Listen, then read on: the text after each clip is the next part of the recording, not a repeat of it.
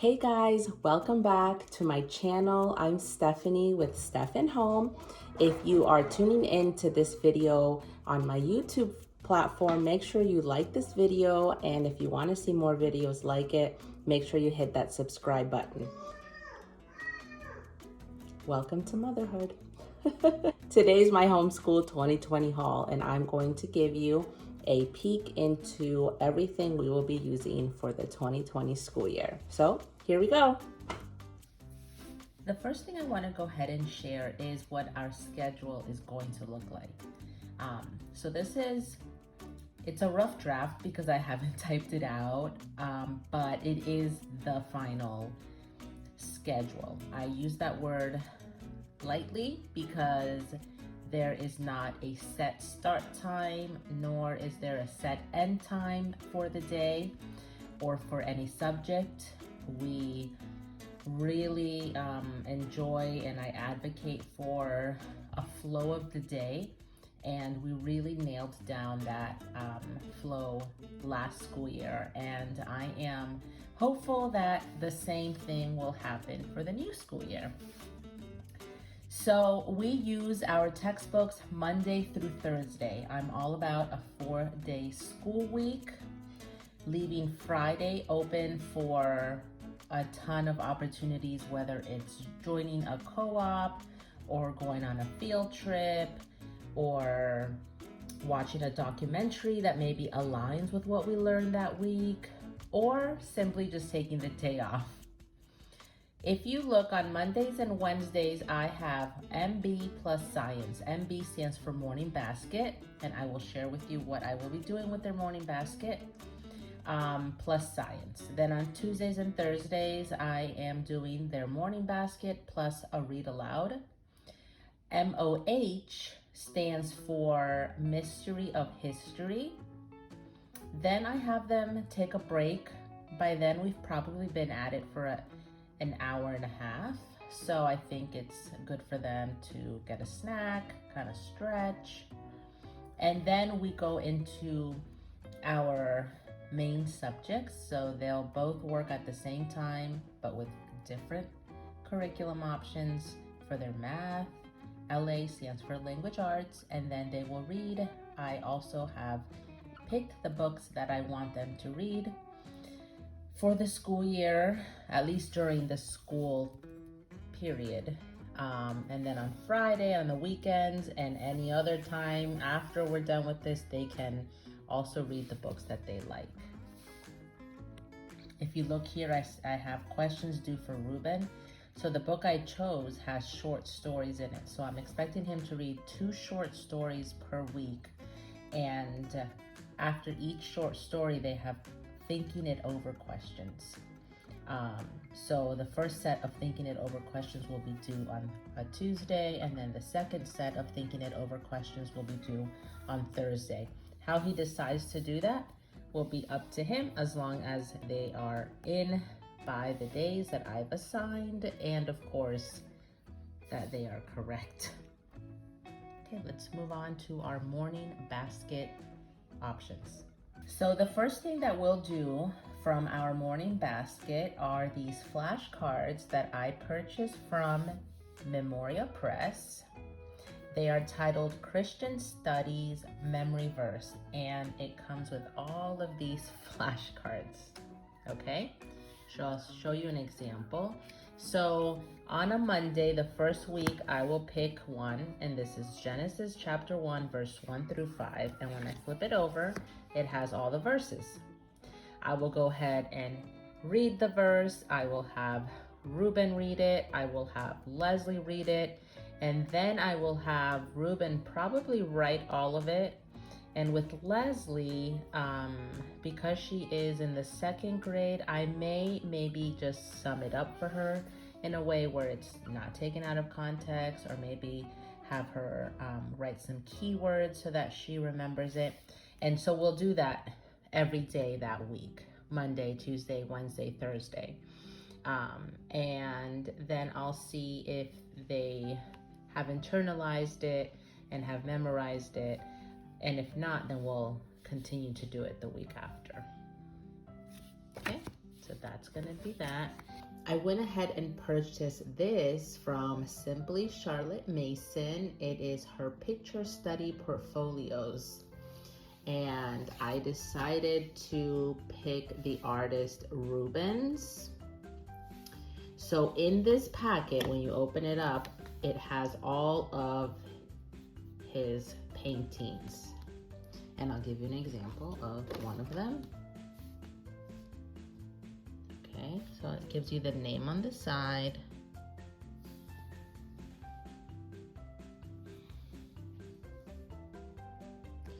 And the packet comes with a companion book. And in the companion book, it tells you exactly how to approach this art appreciation study. Okay, so there's a biography on the artist, and then it tells you exactly how to use a picture study portfolio. So you just follow the directions. We will do this once every 2 weeks. So one painting every 2 weeks. That's what the companion encourages, that you discuss the artist, and then it has questions to guide the conversation with your kids about the painting. And then I'm supposed to put this up somewhere so that the kids can continuously see it for several days. And the goal is that by the end of their school year, they will have been exposed to many famous paintings. And hopefully in their lifetime, they will be able to recognize some of these and be able to have conversations about it. I did not do any of this until I was in college. I think I took 1, maybe 2 classes on art appreciation. So I thought it was definitely something nice to try. So I will let you know at the end of the school year how it went. The first together subject that we'll do, that's what I call them. Some people call them table subjects. I don't think anybody calls them together subjects, but we do, and you know, it's pretty self-explanatory. So this is what you see on the schedule as MOH, Mystery of History. It is their volume 1, Creation to the Resurrection. So this will cover their history, but it will also cover their geography, and it will also cover their Bible subject. So it is a 3-in-1, and my main focus is history, geography, and Bible. So let me go ahead and open this up to show you just how nice it is and how organized it's all laid out, and then I'll show you the companion guide. So you open it up, and here, to give you an overview, it splits it up into weeks. So it'll say week 1, lesson 1, 2, and 3. Week 2, 4, 5, and 6. So it's 3 lessons a week, but you can split it up into 4 days a week of work. Okay, there we go. So this is week 1, lesson 1. So I would read this to them. Either I will read it to them, or, that's it, right? Yeah, then it's lesson 2. So it sets it up really nicely for me. Lesson 1, I will either read it to them, or I also purchased the audio set for it. Ruben started listening to an audiobook this summer, and he's really enjoying it. I'm also listening to a book on audio as an audiobook, and I'm also loving it. Can you believe we've never listened to audiobooks, so we've just always read them. So I bought this just to try it out. So maybe I'll have him hear it, and then Leslie hear me.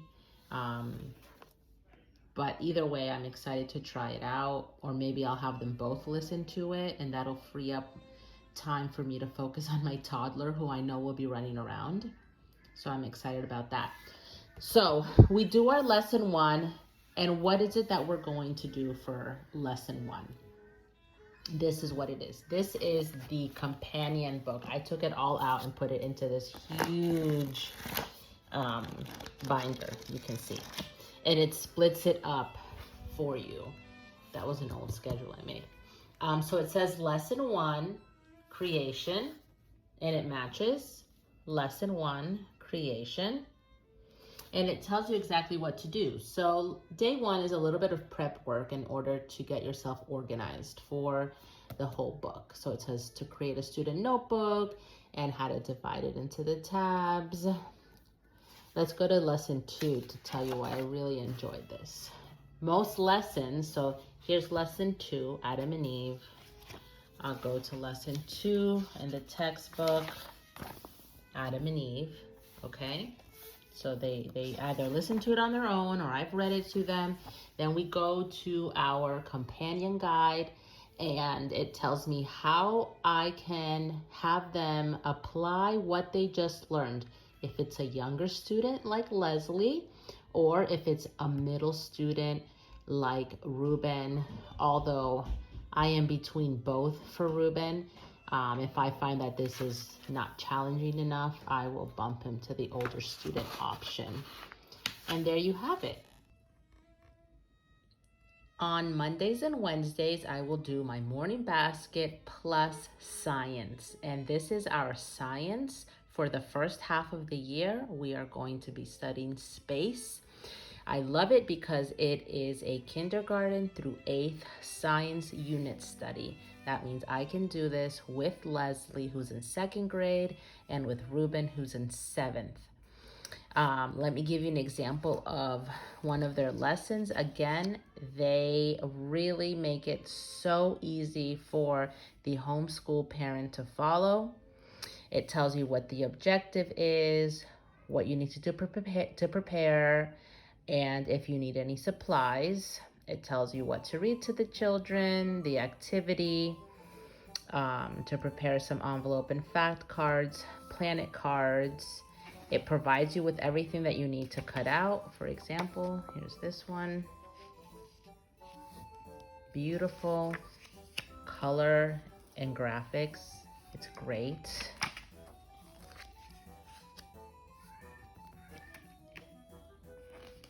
I don't want to get this too out of order because then it will. So these are all the cards that I would cut out for that lesson.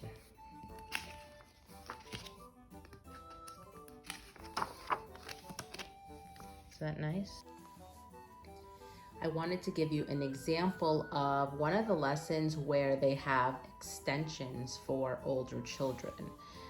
So here it'll say older children for children who are in grades 7 to 8 and how Ruben will be able to go a little bit more in depth than Leslie. So I really liked that about this study. Okay, I did go ahead and also buy some of the recommended readers for the space unit. This one is for Leslie, and we can read it really at any point, or throughout, or use it as a reference. And this one was recommended for Ruben's age group, but I think it could be used for both. I think it's a little bit young. It could be used for someone younger than Ruben. But it'll still have good information in it that I'm sure maybe he didn't know about. Let's start with Leslie. Leslie's main curriculum choice is master books. It is open and go. This is language lessons, this is language arts. So open and go means I open it up and it tells me exactly what to do, similar to the Mystery of History. If I want to see exactly what the year's going to look like, I see it right here. Week 7, day 121. It's all laid out for you, no prep work. That's definitely the kind of homeschooling approach that I have. This is lesson 1. It says the sentences that are highlighted are sentences that the book recommends the child try to read on their own. But of course, if the child is fluent, they can try to read more of it, which is the case with Leslie. She reads fluently, so I know she can handle reading this. With some assistance, of course, to make sure she's also comprehending.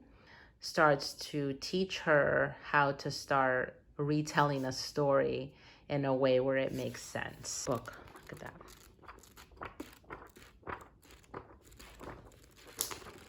And that'll be her English, her language arts, along with reading. So this is the book that I got for reading. It's called Busy Times. It is great. They're pathway readers. You can find them, just Google it. It's really easy to find. Grade 2, book 1, and I have grade 2, book 2, grade 2, book 3. I even got her grade 3. And they are wholesome stories, good lessons learned. I love that they're large letters with some graphics in it. It gets great reviews, and I'm excited for her to read it. Then for math, let's put that away. I'm on my toddler's bed. You like my background? Then for math, she's also using Master Books. So similar to the language arts, it's organized for you in a way that's open and go. This is lesson 1. We're going to read this, and then we're going to apply it. Everything that I need, a lot of what I need is in the back. So they have houses that we make for the ones place, the tens place, and the hundreds place, and it is in the back, I think. Yeah. No, that's not it. Yes, see?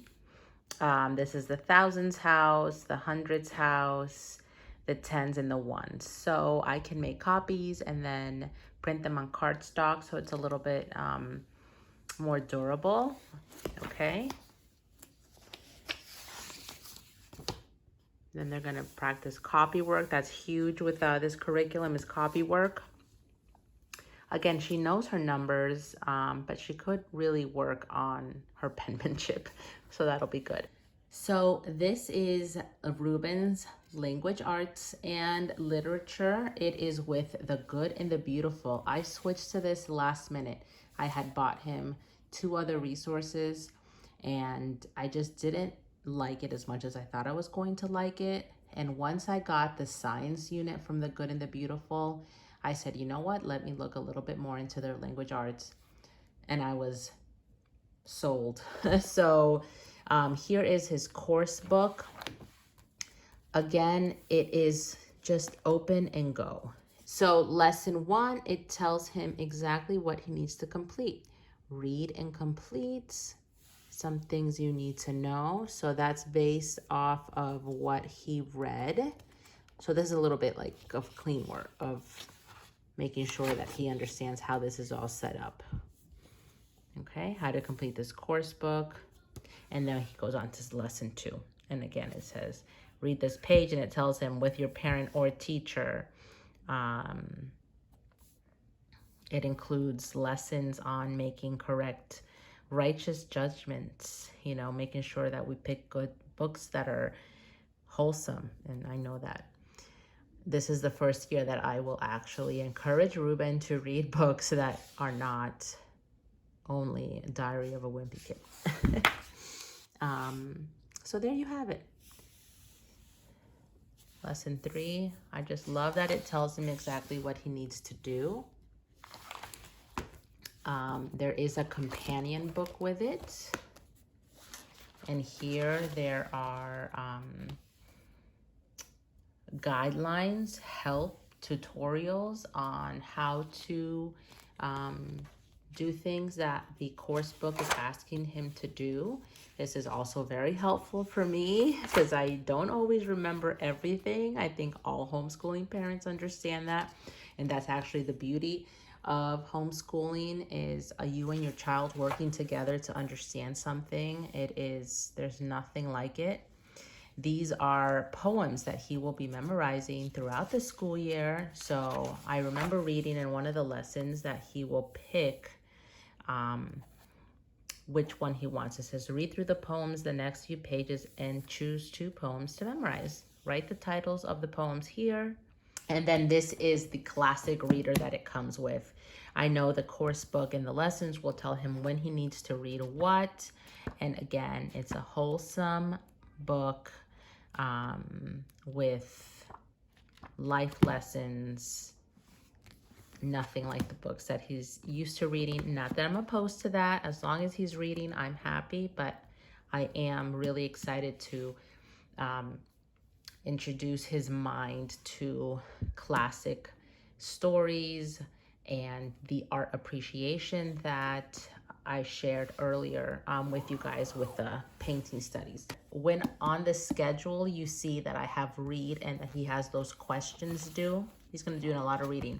This is, again, a pathway reader. It's grade 7. I also got him a grade 8, Seeking True Values. And it's split up into thematic units. So unit 1 is moving ahead. And there's all these short stories. And after every short story, there's thinking it over questions. And that is what he will have to turn in on Tuesdays and Thursdays. See? And there's even some word studies, so I'll have him look those up, write them, and maybe give him a spelling test on it at the end of the week. So he's going to be doing a lot of classical reading and comprehension and writing. Last but not least, it is math. I have heard so many good things about teaching textbooks, and so I took the plunge, and here it is. So what's the concept? In here are DVDs. You put them in, and they teach him on the DVD the lesson, and then he goes into his book and he does the activity. So this is available all online. But Ruben is not an all online type of kid. He's like me. He likes old school. He wants a book. He wants a paper. He wants a pen or a pencil. And so this was kind of the compromise. It comes with an answer booklet so mom can make sure that he answered the questions correctly. So there you have it, my 2020 homeschool haul. I look forward to recording each subject more in depth and sharing that with you in the near future. Right now, I was just focused on giving you an overview on what I chose and a glimpse into how each curriculum is set up. But the more I dig into each subject, I'll be able to determine which one I think deserves a video. I'm especially looking forward to seeing how the good and the beautiful language arts is, how it plays out. So I will definitely be making like a mid-year review, maybe even sooner. So thanks again for viewing. Remember, if you're watching this on my YouTube, like the video, subscribe to my channel if you want to see more videos like this. And if you're on my Instagram, please find me on Instagram and follow my account where you can see everything from motherhood to homeschool. All right, guys, have a beautiful day. Bye.